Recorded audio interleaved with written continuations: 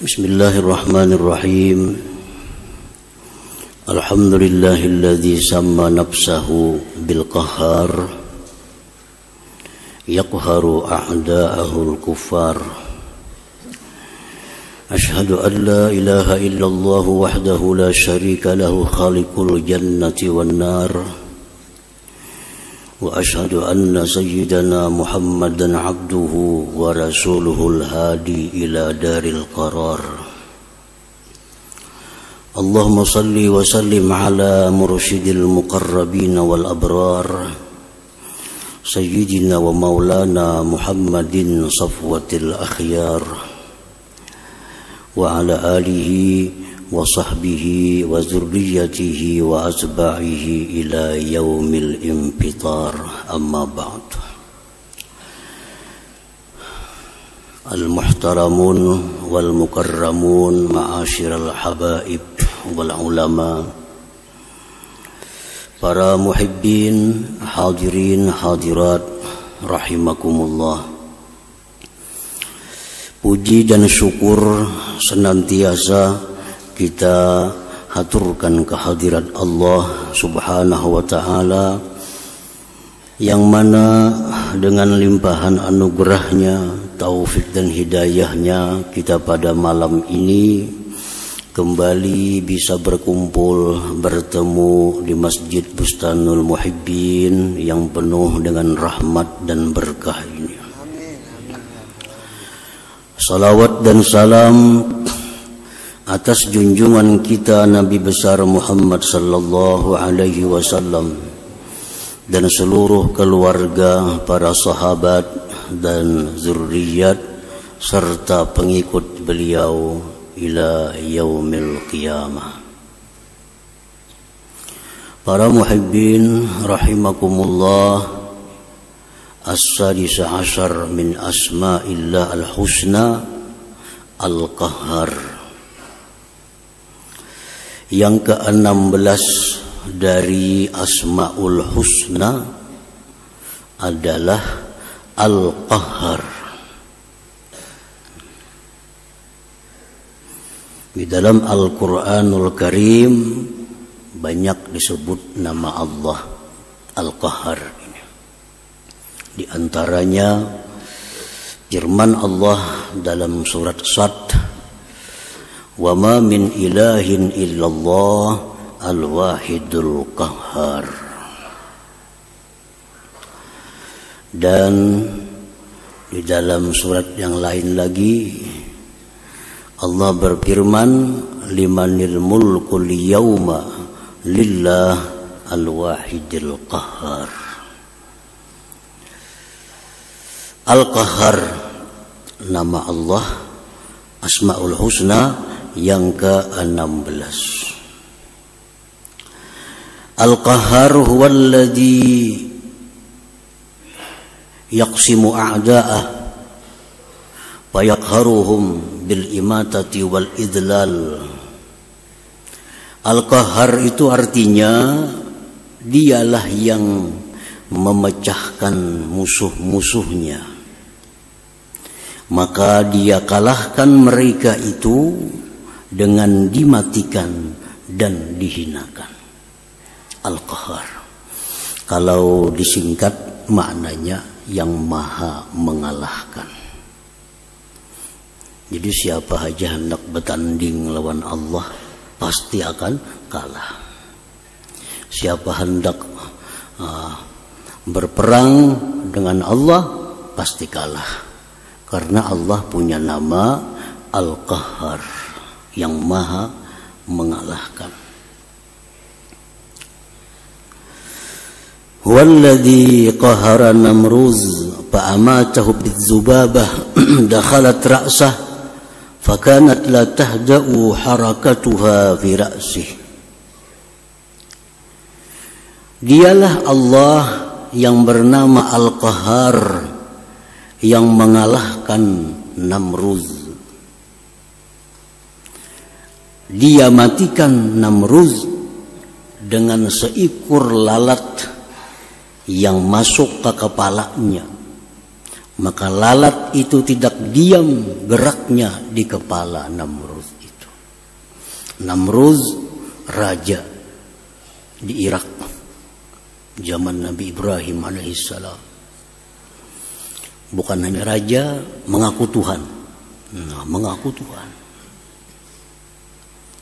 Allah kalahkan. Ini hendak menandingi Allah, memusuhi Allah, memerangi Allah. Allah kalahkan. Dan Allah kaderiput mengalahkannya. Cukup dengan seekor lalat yang dimasukkan Tuhan ke kepalanya melalui telinga.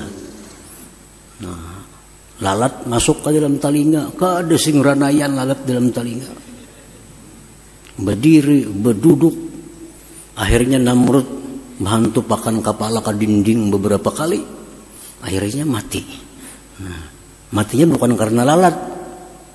Matinya karena menghantam makan kepala seorang ke dinding.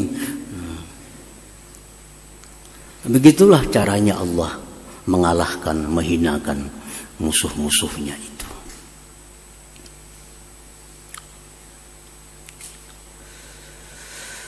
Wa qahara Fir'aun bi'ighraqih. Allah mengalahkan Fir'aun. Fir'aun sama dengan Namrud, raja sekaligus mengaku Tuhan. Mengaku Tuhan. Allah hinakan, Allah matikan Fir'aun dengan ditenggelamkan Allah. Jadi matinya Fir'aun bukan karena pedang, bukan karena panah, bukan karena tumbak, karena dikelilingi oleh pengawal-pengawalnya. Kadang mungkin sampai kalau panah, kadang mungkin sampai kalau pedang, kadang mungkin sampai kepada Fir'aun kalau tumbak, karena dikelilingi oleh pengawal. Tetapi Allah tenggelamkan Fir'aun di lautan.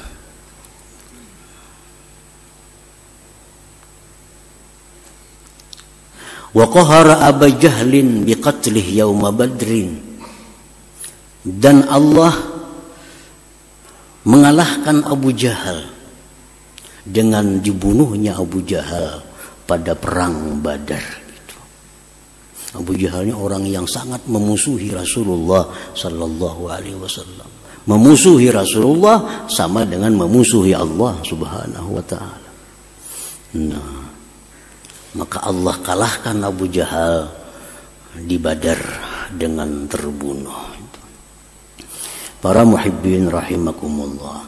Jadi Allah Subhanahu wa taala itu sangat kuasa mengalahkan siapa jua pun, sekuat apapun, sebanyak apapun, dengan namanya Al-Qahhar.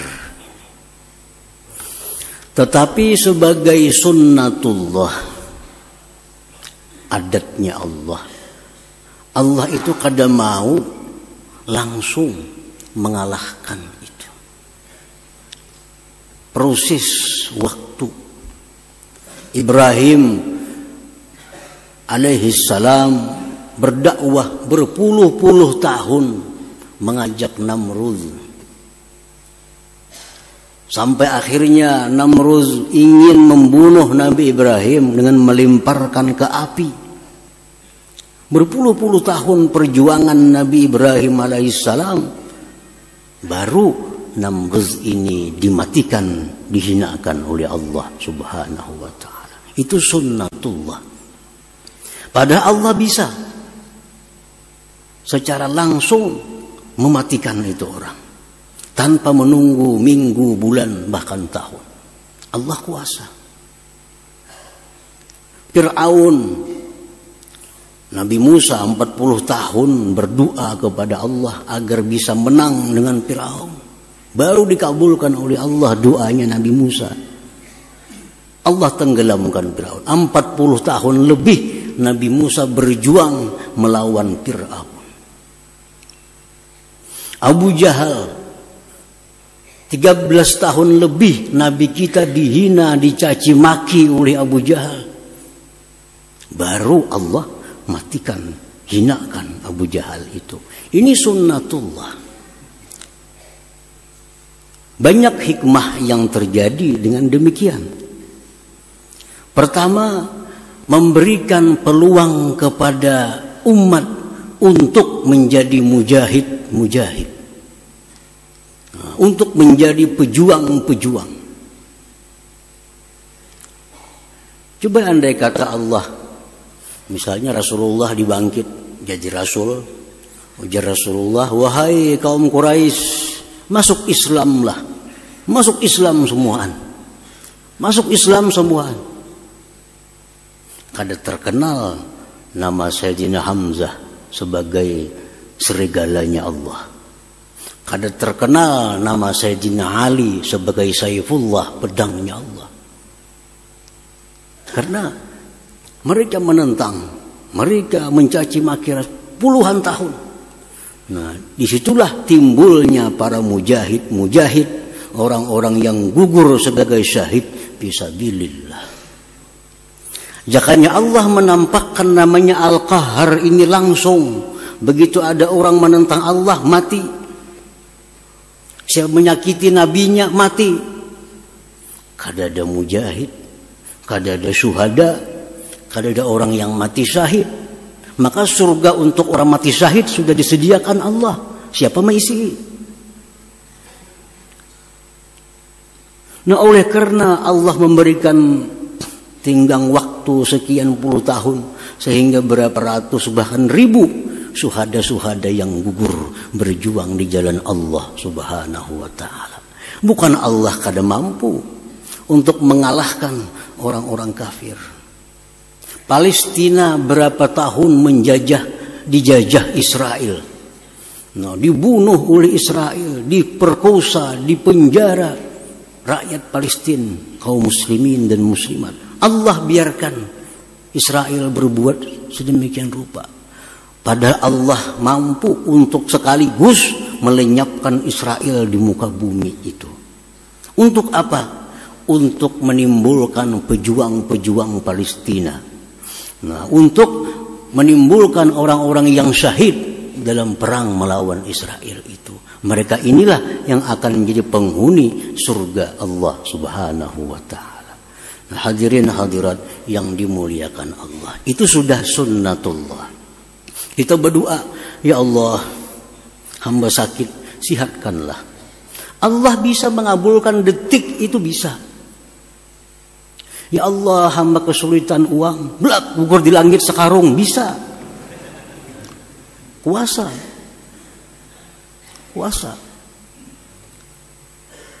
Tapi kada terjadi demikian. Perlu proses waktu. Sekian ratus hari berdoa, ya Allah, hamba sakit sembuhkanlah, hamba sakit sembuhkanlah, hamba kesulitan berikan jalan keluar. Bertahun-tahun doa baru dikabulkan Allah Subhanahu wa ta'ala. Untuk apa? Untuk memperbanyak pahala kita, memperbanyak tabungan amal kita di sisi Allah Subhanahu wa ta'ala. Hadirin hadirat yang dimuliakan Allah. Ada seorang hamba yang setiap malam merintih kepada Allah, ya Allah, hamba sakit sembuhkan.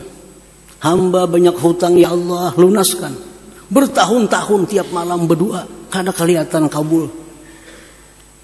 Tiap malam menangis, merintih kepada Allah. Sampai malaikat, ya Allah, kabulakan pang doa itu, kasihan berapa tahun dia berdoa. Malaikat sudah mengusul lawan Tuhan. Tiap malam kami mendengar rintihan hamba Engkau sedemikian rupa. Kabulkan.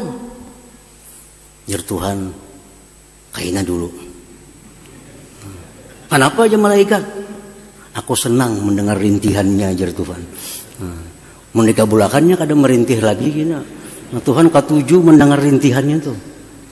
Nah, jadi diberikan Tuhan pahala disimpan di surga nantinya. Itu sudah sunnatullah, sudah aturan Allah Subhanahu wa ta'ala. Nah, Al-Qahar ini seperti itu. Allah mengalahkan musuh-musuhnya, tapi bukan langsung. Ada proses waktu, ada perjuangan dari hamba-hambanya yang beriman. Pokoknya orang-orang yang menentang Allah, memusuhi Allah, memerangi Allah, pasti akan kalah. Tinggal menunggu waktu yang ditentukan oleh Allah Subhanahu wa ta'ala. Jangan khawatir, Israel pasti lenyap di muka bumi. Tinggal menunggu waktu. Tinggal menunggu waktu. Orang-orang yang mencaci maki Allah, menghina Rasulullah, bukan kada tahu Allah, bukan kada kuasa melenyapkannya, tapi tunggu waktunya. Allah punya waktu sendiri untuk menggunakan Al-Qahar, namanya yang maha mengalahkan itu. Hadirin hadirat para muhibbin rahimakumullah. Fakullu man haraballah qaharahullahu al-qahhar. Tiap-tiap orang yang memerangi Allah pasti akan dikalahkan oleh Allah Al-Qahhar. Siapapun yang memerangi Allah artinya memerangi agamanya, memerangi Allah, memerangi kekasih Allah, memerangi Allah. Qaharahullahu qahar, pasti akan dikalahkan oleh Allah Al-Qahar. Dan orang-orang yang memerangi Allah, yang memusuhi Allah itu bukan hanya orang kafir, bukan hanya orang musyrik, bukan hanya orang munafik, tetapi kaum muslimin sendiri ada yang dianggap Allah memerangi Allah. Orang Islam sendiri ada yang dianggap Allah memerangi Allah. Walaupun dia ini muslim, tidak merasa, tidak mengaku bahwa dia memerangi Allah, tapi Allah menganggap dia memerangi Allah. Nah, siapa mereka itu? Wa minal muharibin Allah Ta'ala, sebagian atau termasuk orang-orang yang dianggap Allah memerangi Allah Subhanahu wa Ta'ala, akilur riba, orang-orang yang melakukan praktik riba. Nah, orang-orang yang melakukan praktik riba. Riba, contohnya riba itu kita berhutang 1 juta, kena bayar 1.200.000, itu riba. Riba. Nah, ini orang dia kadang merasa memerangi Allah. Dia pun kadang mengaku dia memerangi Allah. Tapi Allah dan Rasul menyatakan orang yang melakukan praktik riba itu muharibullah wa rasulih, memerangi Allah dan Rasulnya. Karena Allah menganjurkan kita untuk bersedekah.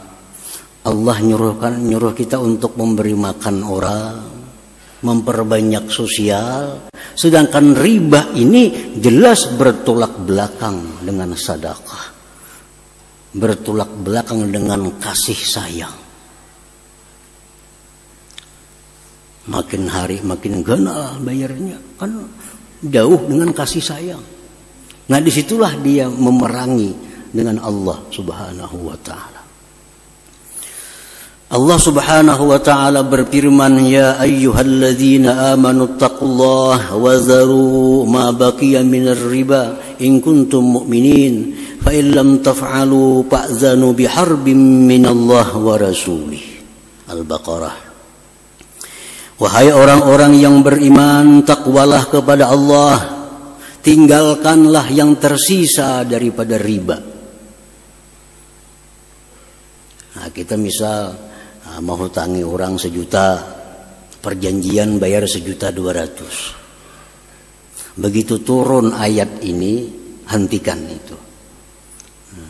Riba ini termasuk praktik mulai zaman dahulu kala. Sebelum zaman Nabi kita sudah ada riba ini, sudah ada. Hentikan. Apabila kalian tidak berhenti, maka perlu kalian tahu bahwa kalian sedang berperang dengan Allah dan Rasulnya. Jadi orang yang melakukan riba itu orang yang berperang dengan Allah dan Rasul. Setiap berperang dengan Allah dan Rasul, pasti Allah yang menang, karena nama Allah Al-Qahhar ini yang maha mengalahkan. Yang maha mengalahkan. Yamhaqullahu riba, Allah akan menghanguskan, melenyapkan, membinasakan riba itu artinya. Jadi kalau kita riba, nah, kita sedang berperang dengan Allah, sedang berperang dengan Rasulullah. Satu saat kita akan kalah, tinggal menunggu waktu yang ditentukan oleh Allah Subhanahu wa ta'ala. Wa minal muharibin Allah mu'adatul awliya illahi ta'ala, termasuk orang yang memerangi Allah, memusuhi Allah, orang-orang yang memusuhi para waliullah. Orang yang memusuhi wali-wali Allah itu dikatakan Rasulullah sebagai orang yang memusuhi Allah, yang berperang dengan Allah Subhanahu wa ta'ala. Itu orang wali dimusuhi. Orang wali dimusuhi, berarti kita sedang memusuhi Allah, sedang berperang dengan Allah. Satu saat kita akan terhina, kita akan kalah. Qala Rasulullah SAW, Rasulullah bersabda, yaqulullah tabarak wa ta'ala, Allah berfirman, man ada li waliyan faqad azantuhu bil harbi, rawahul Bukhari. Barang siapa yang memusuhi waliku, maka ketahuilah bahwa aku berperang dengan dia. Nah, jadi hati-hati memusuhi orang, hati-hati menghinakan orang, hati-hati menyakiti, menzalim orang. Siapa tahu orang ini waliullah, siapa tahu orang ini wali Allah, habis kita, hancur kita, hancur. Dikalahkan oleh Al-Qahhar, nama Allah Al-Qahhar ini. Para muhibbin rahimakumullah, Imam Muhammad Al-Baqir radhiyallahu anhu berkata, Inna Allah khaba'a salasan fi salasin, khaba'a ridahu bita'atihi fala tahqiranna minat ta'at syai'a fala'alla ridahu fihi, wa khaba'a sukhtahu bima'siyatihi fala tahqiranna minal ma'siyati syai'a fala'alla sukhtahu fihi, wa khaba'a awliyahu fi khalqihi fala tahqiranna ahadan fala'allahu dzalikal wali. Imam Muhammad Al-Baqir berkata, sesungguhnya Allah menyembunyikan 3 perkara di dalam 3 perkara. Yang pertama, Allah menyembunyikan ridhanya di dalam ketaatan. Allah menyembunyikan ridhanya dalam ketaatan. Maka janganlah engkau anggap remeh itu ketaatan walaupun kecil. Barangkali di situ ada ridhanya Allah Subhanahu wa ta'ala. Sedekah 1000 jangan dianggap kecil. Siapa tahu di situ ridha Allah Subhanahu wa ta'ala. Bersedekah 1 miliar, siapa tahu di situ ada ridha Allah Subhanahu wa ta'ala. Jangan menganggap inting sedekah. Jangan menganggap inting perbuatan taat, karena siapa tahu di situ ada keridhaan dari Allah Subhanahu wa ta'ala. Yang kedua, Allah menyembunyikan murkanya dalam maksiat. Allah menyembunyikan murkanya dalam maksiat. Maka jangan kau anggap remeh itu maksiat. Barangkali di situ ada murka Allah Subhanahu wa ta'ala. Maksiat itu walaupun kecil jangan dianggap remeh, jangan dianggap haja. Dosa kecil haja, jangan bahaja itu pang. Apa ini dosa kecil, habis itu dosa besar. Jangan tuh dosa kecil haja menganggap remeh dosa. Siapa tahu di situ ada murkanya Allah Subhanahu wa ta'ala. Nah, yang ketiga, Allah menyembunyikan walinya di tengah-tengah makhluknya, maka jangan sekali-kali kau menghinakan seseorang makhluk, barangkali dia waliullah subhanahu wa ta'ala. Wali ini ada yang masyhur, terkenal, orang semuaan tahu pada Sidin itu wali. Itu nyaman aja kita kada wani musuhi Sidin. Nah, kita kada wani musuhi Sidin, terkenal orang itu wali. Tapi yang terbanyak itu wali ini mastur, tertutup. Hanya Allah dan dia yang tahu bahwa kekasih Allah. Tersembunyi. Pergaulannya seperti masyarakat biasa. Dia berdagang, dia jadi buruh, dia jadi petani. Padahal ini waliullah. Padahal ini waliullah. Jadi jangan sekali-kali kita menghinakan seseorang. Siapa tahu itu waliullah. Kalau kita menghinakan waliullah, kita berperang dengan Allah subhanahu wa ta'ala. Kita akan kalah, kita akan terhina. Hadirin hadirat para muhibbin yang dimuliakan Allah. Karena orang jadi wali itu bukan syaratnya tasbih kada sing pisahan di tangan. Kada itu syarat jadi wali. Orang syarat jadi wali itu bukan bersurban bebulang, bukan itu syarat jadi wali. Berjubah, bukan itu. Salah satu syarat jadi wali itu adalah salamatus sudur, selamatnya hati, min kasmin iradati syarr, daripada menghendaki kejahatan terhadap kaum muslimin. Itu syaratnya orang jadi wali. Hatinya bersih, sedikit pun tidak ada maksud untuk berbuat jahat kepada kaum muslimin. Walaupun orangnya kada bakupiah, orangnya kada baju takwa, walaupun orangnya biasa, tapi hatinya bersih, sedikit pun tidak ada tujuan untuk menyakiti, mengganggu kaum muslimin. Itu syarat untuk orang jadi waliullah. Nah ini tersembunyi. Jangan-jangan tetangga kita ini wali, kita kada tahu. Jangan-jangan orang seberang rumah kita wali, kita kada tahu. Nah kita musuhi, maka kita sedang memusuhi Allah, sedang berperang dengan Allah subhanahu wa ta'ala. Kita akan hancur, kita akan binasa dalam kehinaan. Para muhibbin rahimakumullah, qala Syekh Ibnu Hajar al-Haytami, muharabatullah ta'ala la tuzkaru illa fi akhir riba wa mu'adatil awliya, wa man 'adahu Allah la yuflihu abada, bal la budda min ayyamuta 'alal kufur. Syekh Ibnu Hajar al-Haytami berkata, memerangi Allah itu tidak disebut kecuali hanya dua. Satu, orang yang melakukan riba. Yang kedua, orang yang memusuhi waliullah. Orang yang jadi perampok kada disebut sebagai berperang dengan Allah. Orang yang jadi maling kada disebut sebagai orang yang memerangi Allah.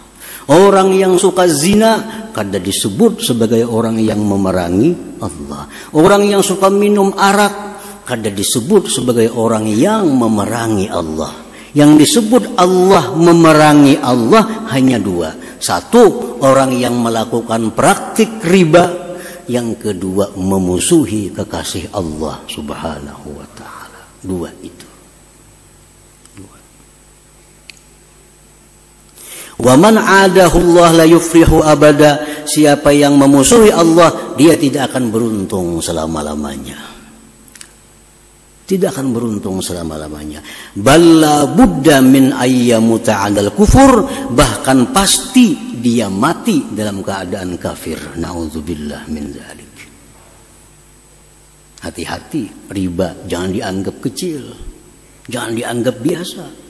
Kalau menurut Ibnu Hajar, orang yang melakukan riba mati tanpa tobat, dia matinya 'alal kufur, dalam keadaan kafir kepada Allah subhanahu wa ta'ala.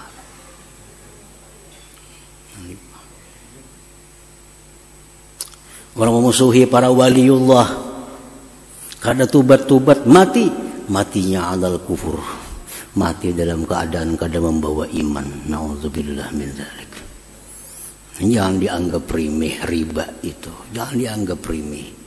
Memusuhi orang, jangan dianggap remeh. Siapa tahu itu orang kekasihnya Allah Subhanahu wa ta'ala. Para muhibbin rahimakumullah. Itulah nama Allah yang ke-16 tadi, Al-Qahhar. Al-mu'min bismillah al-qahhar ayyaqara a'da'ah. Orang yang beriman dengan nama Allah Al-Qahhar, dia itu orang yang mampu mengalahkan musuh-musuhnya.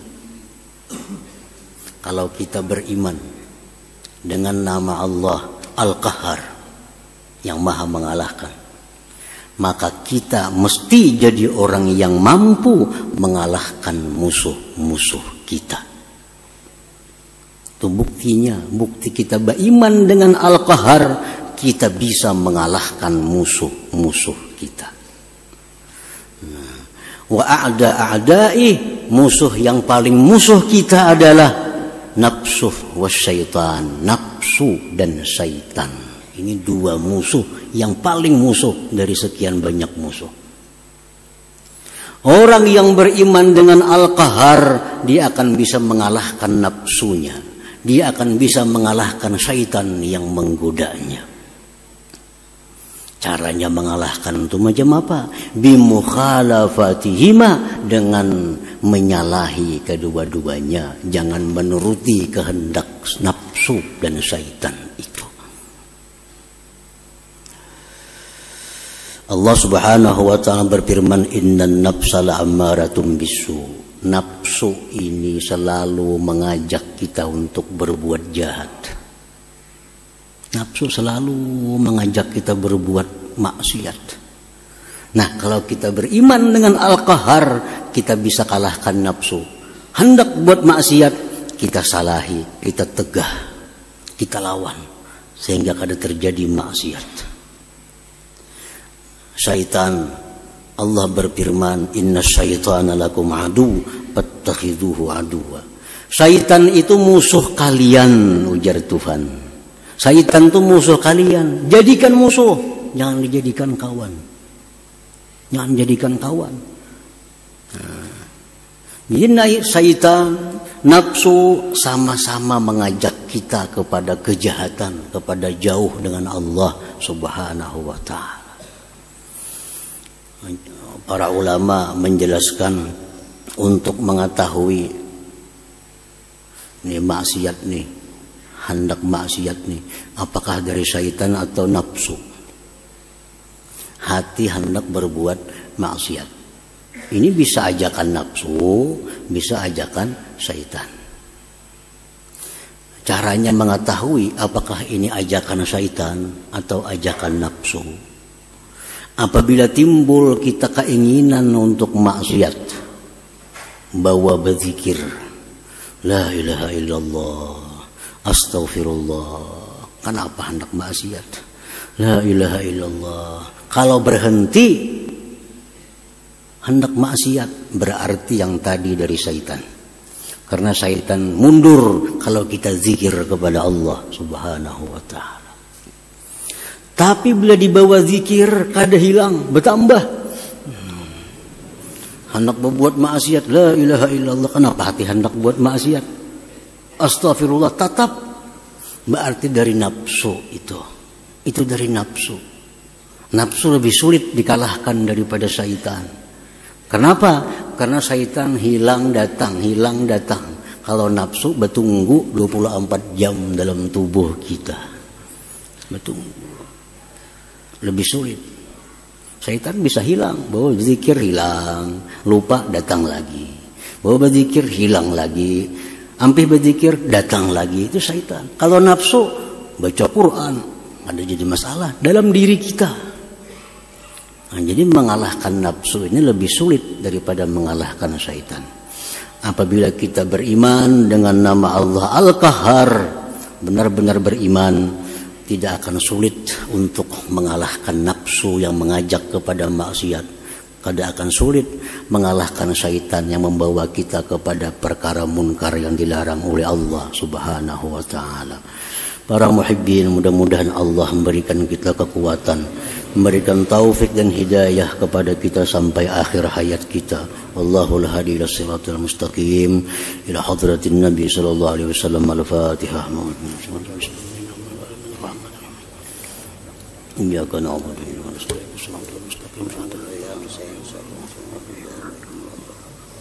Bismillahirrahmanirrahim. Alhamdulillahirabbil alamin wassalatu wassalamu ala asyrafil anbiya'i wal mursalin wa ala alihi washabihi ajmain wa hum nas'aluka al-afiyah wa daima fid din wa dunya wal akhirah. Allahumma shalli ala sayyidina Muhammad salatan tumina biha jamil ahwal wal afat wa qbilna biha jamil hajat wa takhna bi sayyi'at wa tawna biha ala darajat wa tuballighuna bi asratin khair fil hayati wa ba'dal mamat. Allahumma inna nas'aluka al-huda wa tuqa wal afafa wa ghina. Allahumma inna nas'aluka al-dahra fi din wal akhirah. Allahumma inna nas'aluka at-taubat wa taufiq wa hidayah wa istiqamah wa husnul khatimah. Rabbana taqabbal minna innaka antas samiul alim wa tub alaina innaka antat tawwabur rahim. Rabbana atina fid dunya hasanah wa fil akhirati hasanah wa qina adzabannar. Sallallahu ala sayyidina Muhammadin wa ala alihi wasallam. Walhamdulillahi rabbil alamin. Ya yarjuna minhu syafa'atan sallu alaihi sallimu taslima. Allahumma salli wa sallim wa barik alaihi.